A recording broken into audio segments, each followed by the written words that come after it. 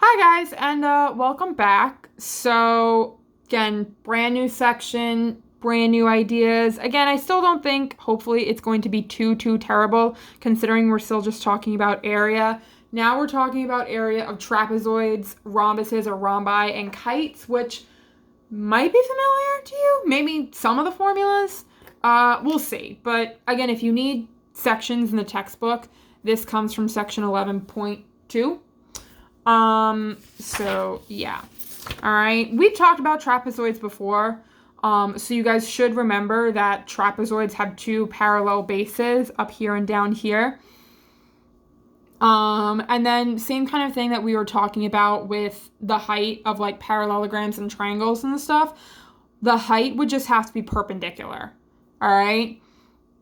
I did get a lot of questions last time or in the last section about, well, what if you have a height given, but it's drawn like out here? Whoops. Out here. Like something like this. There were a lot of pictures that looked like that. All right. And like this was a right angle. If your height is still outside, like if that line is still outside, can I still consider that the height? Yeah, you can. All right. Especially because like in parallelograms and now in trapezoids, these lines are going to be parallel, like they're parallel, all right? You know this. So if you go all the way back to, what was it, like chapter 3 or chapter 4, if this is a right angle, consecutive interior angles are supplementary in parallel lines. So if this is a right angle, this down here also has to be a right angle, all right? And then your height, your vertical line, is still perpendicular to your base. So even if it's on the outside, you can still consider it a height as long as it fits that requirement. All right. I just wanted to make sure we were all clear about that. Yeah, I just want to make sure we were all clear about that. All right. This, I think, maybe you've seen it before. I'm not 100% sure. But with area, like you just kind of have to know the formula. All right. The area of a trapezoid is half of the sum of the bases times the height. You might have seen it just written in a slightly different order, kind of like this with the height at the very end. That's how I learned how to find the area of a trapezoid when I was in high school or middle school. So this formula I'm probably going to be using slightly more than this one, but you're just kind of multiplying all those three things together. The sum of the bases, the height, and then you're multiplying it by 1/2 or dividing it by 2. All right? So, basic. We have all the information. We're just finding the area. So the area is 1/2 times the sum of the bases times the height. So 1/2 times 30 plus 25 times 11. 1/2 times 55 times 11. And now I need my calculator.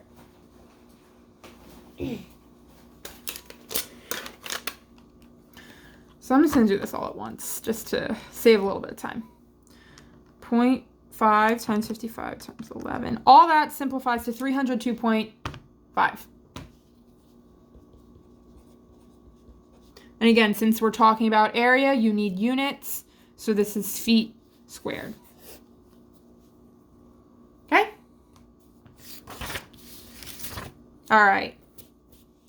Find the other base of this trapezoid if you know all this and this is your area. So sort of like the last couple problems we talked about last time, we are still using the area formula, but now we're kind of going backwards. All right, so if we know the area is 1/2 times the sum of the bases times the height, we can plug in all the information we know. We know the area is 231. Excuse me. So that's equal to 1/2 times 23 plus, we don't know what B2 is. All right. So we're going to leave it as unknown. And then times 11 again is our height. All right. And now we can solve this equation for B2. So same kind of thing like when we did this last time. I'm going to multiply or divide everything by 1/2 first to get rid of the fraction, which again is the same thing as multiplying by 2.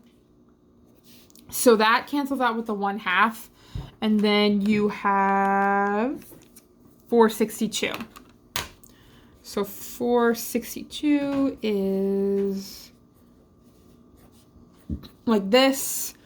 I'm going to distribute the 11 in because that's what I'm comfortable with.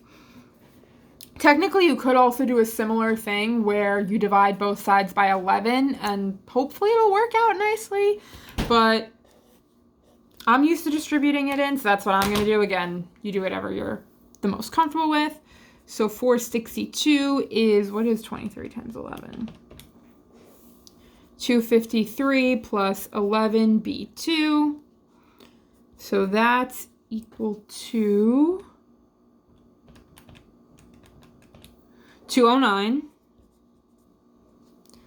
divided by 11. Oh, it does work out nicely. Cool. 19. So that other base is 19 millimeters. Okay. You should have gotten the exact same thing if you divided by 11 first. So I guess 462 divided by 11 does work out nicely. Yep. All right, same thing, but now we're just looking for the height. All right. So this is our formula. And then we're going to plug it all in. We have the area is 210. So that equals 1/2 times 20 plus 50 times h. Now I'm actually going to simplify all of this because I think it's going to work out really nicely. So 210 is equal to 1/2 of 70 times h. And then since 70 is an even number, we can take half of it. So that's 35h. And then this is a lot easier than the last one. Divide both sides by 35. Your height is 6 yards. And there you go. Okay? All right. Now, I know you were probably expecting 3 formulas because we were talking about the Walt at the beginning said 3 different figures. But lucky for you, there's one formula that you can use interchangeably between a rhombus and a kite. All right? It's half the product of the diagonals, all right, which we use, which we call D1 and D2. All right? Technically speaking, before you guys ask, since a rhombus is a parallelogram or is a subset of parallelograms, I do believe technically you could use either formula for a rhombus, this one, or area of a parallelogram is equal to the base times the height. I think those, either one would work, depending on what you're given or depending on what the picture looks like. We're going to use this one just for practice, and also because with a kite is not a parallelogram, all right? It's its own separate category, so you would have to use this formula for a kite, all right? This is the only formula I know for the area of a kite. If you know of something else, or like I know somebody asked with some of this chapter 5 stuff, like, hey, I found this formula on the internet that I like better or is easier. Can I use it? I'll probably be lenient about it. I don't think you're going to be able to find anything easier than this for a kite, but if you can, you can. All right? Especially because, like, finding the area of a kite, you're already given everything you need here. If the area is 1/2 times the product of the diagonals, 7 and 12 are both your diagonals. So the area is 1/2 times 7 times 12. So that is 42. All right, so your area is 42 feet squared. Okay? This is a rhombus, as you can tell from the picture and from the description, but you can still use the exact same formula since we are given stuff about the diagonals. All right? I think you guys remember from chapter 6, I think, that diagonals bisect in parallelograms, so they do in rhombi as well. And again, D1 and D2 is the entire diagonal. So if you have this piece is 7, this other congruent piece from the tick marks is also 7. And same thing here. If this is 9, this is going to be 9. So that means what we're plugging in for the area formula, it's 1/2 times 14 times 18, because that's the entire diagonal. All right? So this is 126. So this area is 126 inches squared.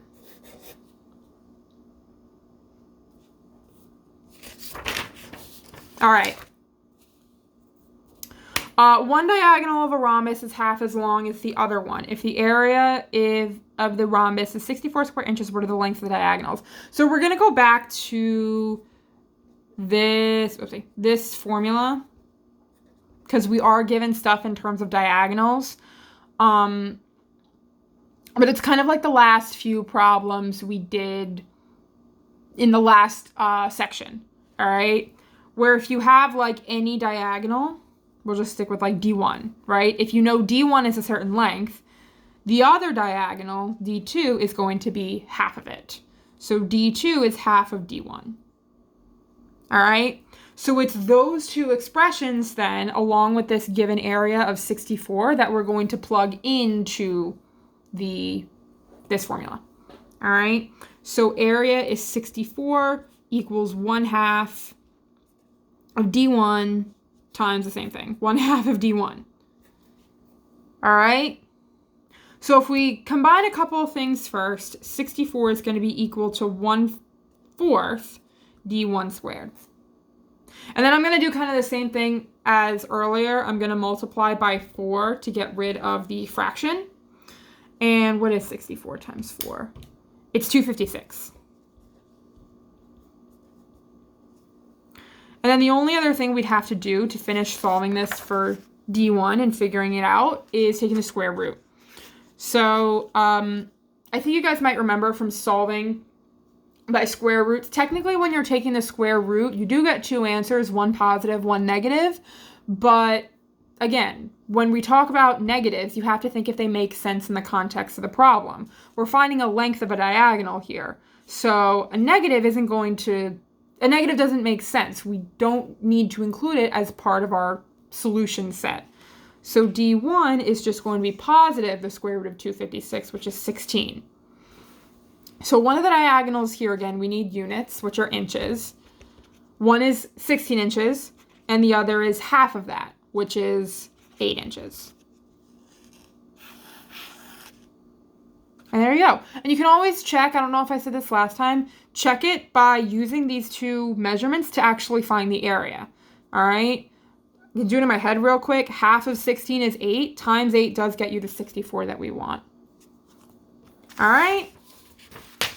And then, yeah, this is the last little thing here. It's just a really nice, again, you got it all in one place. All right? All four formulas that we've talked about up to this point, parallelogram, triangle, trapezoid, and then rhombus / kite. All right? So now I definitely think it's slightly easier. This is a much shorter video than the last one because these problems were a lot simpler. And yeah, you guys know where to reach me if you have any questions or concerns. And that is it. I will talk to you guys soon.